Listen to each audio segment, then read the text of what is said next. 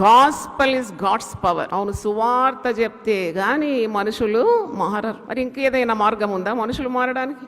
మీరు ఎక్కడైనా చూసినారా మనుషులు మారడం? చాలా మంది అంటారు ఇది మత మార్పిడి కాదు, మనుషులు మారడం. దేవుని స్తోత్రం, hallelujah. Total transformation, that is why it's called God's power. త్రాగుబోతు మారుతున్నాడు, వ్యభిచారి మారుతున్నాడు, దొంగ మారుతున్నాడు, దుర్మార్గుడు మారుతున్నాడు, అక్రమస్తుడు మారుతున్నాడు, యేసు రక్తం ద్వారా మారుతున్నాడు. దేవునికి స్తోత్రం, హల్లెలూయా.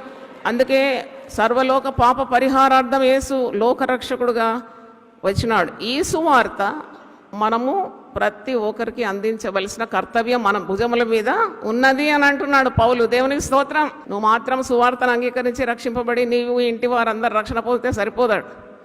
తప్పకుండా సువార్త అందించవలసిన భారము ప్రతి ఒక్కరి మీద ఉన్నది. Hallelujah. It's a burden on your shoulder. You have received the light and it's your duty to spread the light.